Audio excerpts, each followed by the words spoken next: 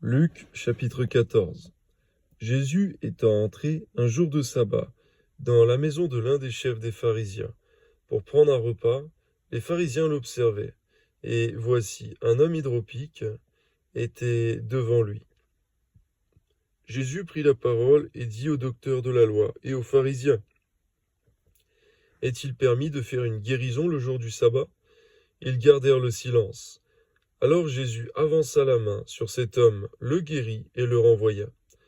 Puis il leur dit: Lequel de vous, si son fils ou son bœuf tombe dans un puits, ne l'en retirera pas aussitôt le jour du sabbat?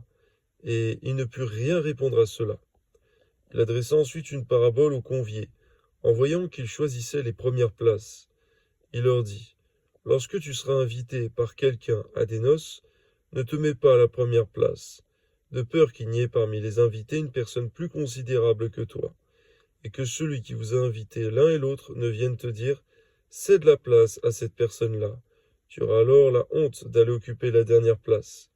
Mais lorsque tu seras invité, va te mettre à la dernière place, afin que, quand celui qui t'a invité viendra, il te dise: mon ami, monte plus haut. Alors cela te fera honneur devant tous ceux qui seront à table avec toi. Car quiconque s'élève sera abaissé, et quiconque s'abaisse sera élevé. Merci Seigneur, parce que ce principe même aidait, Seigneur mon Dieu, les Juifs à comprendre, Seigneur mon Dieu, que il ne fallait pas s'élever, s'estimer soi-même. Il fallait s'abaisser, Seigneur, afin d'être élevé, Seigneur, non seulement par les autres, mais surtout également par toi, Seigneur. Nous de marcher toujours dans une conduite humble, Seigneur, à persévérer dans l'humilité tous les jours de nos vies, Seigneur. Toi soit la gloire, Seigneur. Amen. Et dis aussi à celui qui l'avait invité: lorsque tu donnes à dîner ou à souper, n'invite pas tes amis, ni tes frères, ni tes parents, ni des voisins riches, de peur qu'ils ne t'invitent à leur tour et qu'on ne te rende l'appareil. Mais lorsque tu donnes un festin, invite des pauvres, des estropiés, des boiteux, des aveugles, et tu seras heureux de ce qu'ils ne peuvent pas te rendre l'appareil, car elle te sera rendue à la résurrection des justes.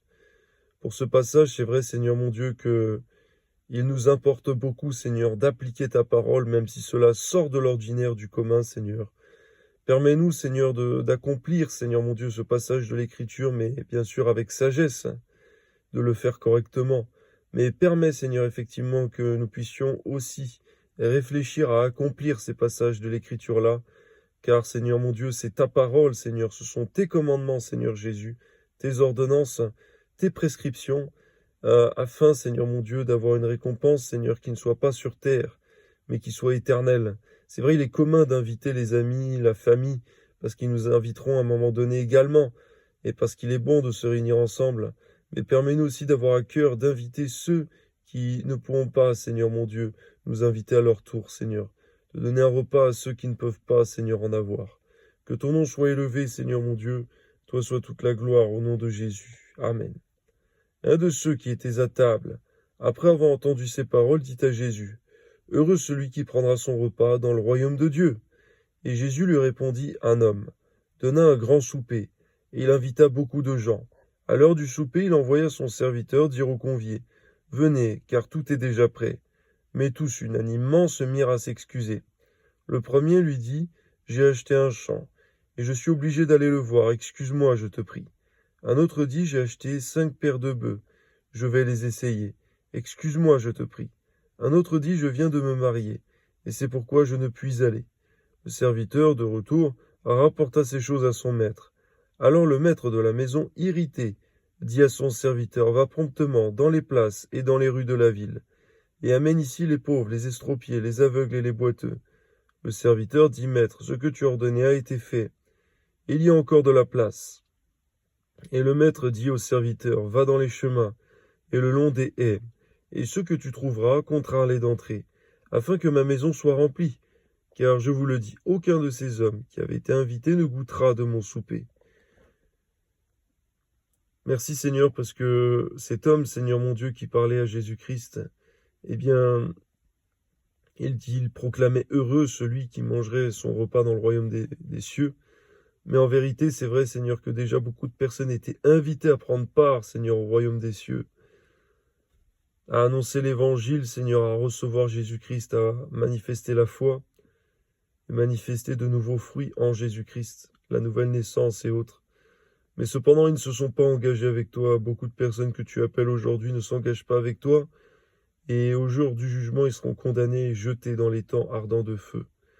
C'est pourquoi je te prie au nom de Jésus, Seigneur, que tous ceux véritablement qui veulent aller au ciel, Seigneur, sur terre, puissent comprendre qu'on n'y va pas sans passer par Jésus-Christ. On n'y va pas sans manifester la foi en ton sacrifice, Seigneur. On n'y va pas sans manifester de fruits de la repentance. Que ton nom soit béni, Seigneur. À toi soit toute la gloire, Père très saint. Et de la même manière, c'est vrai, Seigneur, toutes ces personnes, Seigneur, qui étaient avec toi, il n'y en a que très peu qui sont venus jusqu'à la croix. Avec toi, Seigneur, qui ont persévéré dans tes épreuves. Donne-nous de comprendre, Seigneur mon Dieu, que dans les bons jours, il y a beaucoup de personnes autour de nous, dans les mauvais jours, il y en a beaucoup moins.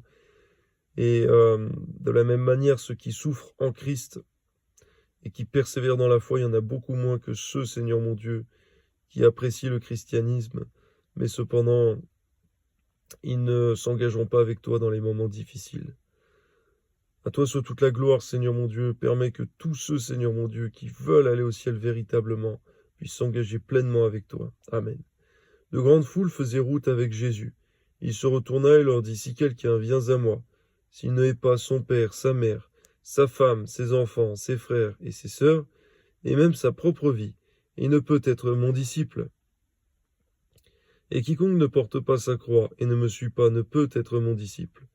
Car lequel de vous, s'il veut bâtir une tour, ne s'assied d'abord pour calculer la dépense et voir s'il a de quoi la terminer, de peur qu'après avoir posé les fondements, il ne puisse l'achever. Et que tous ceux qui le verront ne se mettent à le railler en disant « Cet homme a commencé à bâtir et il n'a pu achever ?» Ou quel roi, s'il va faire la guerre à un autre roi, ne s'assied d'abord pour examiner s'il peut, avec 10 000 hommes, marcher à la rencontre de celui qui vient l'attaquer avec 20 000. S'il ne le peut, tandis que cet autre roi est encore loin, il lui envoie une ambassade pour demander la paix. Ainsi donc, quiconque d'entre vous ne renonce pas à tout ce qu'il possède ne peut être mon disciple. Le sel est une bonne chose, mais si le sel perd sa saveur, avec quoi l'assaisonnera-t-on? Il n'est bon ni pour la terre, ni pour le fumier. On le jette dehors. Que celui qui a des oreilles pour entendre, entende. Tel ce sel, Seigneur mon Dieu, qui est utile, Seigneur, lorsqu'il a du goût, lorsqu'il donne du goût aux aliments. Permets-nous, Seigneur mon Dieu, d'être un sel plein de saveur, Seigneur, pour ton royaume, pour ce monde, afin, Seigneur mon Dieu, d'amener la conversion dans les cœurs, dans les âmes. Je te prie, Seigneur, de ne pas permettre, Seigneur, que quiconque d'entre nous ne devienne un sel fade, sans saveur et inutile, bon à être jeté dehors. À ne pas être un sel, Seigneur mon Dieu, tel un chrétien, Seigneur mon Dieu, qui a abandonné la foi, qui ne produit plus aucun fruit pour toi, qui ne te sert plus, qui ne t'aime plus, qui ne prie plus, qui ne jeûne plus, qui ne lit plus ta parole. Un zèle, un chrétien qui a perdu tout son zèle également, un chrétien tiède, que tu vomiras, Seigneur. Garde-nous, Seigneur, de cela. Mais que le feu de ton esprit se ranime en chacun de nous. Qu'aucun chrétien, Seigneur mon Dieu, ne soit dans l'excès, dans les distractions de ce monde, Seigneur. Que personne n'éteigne la flamme du feu du Saint-Esprit que tu as mis en lui, parce qu'il est écrit que toi, tu ne l'éteindras pas, mais que personne d'entre nous ne l'éteigne, Seigneur. Amen.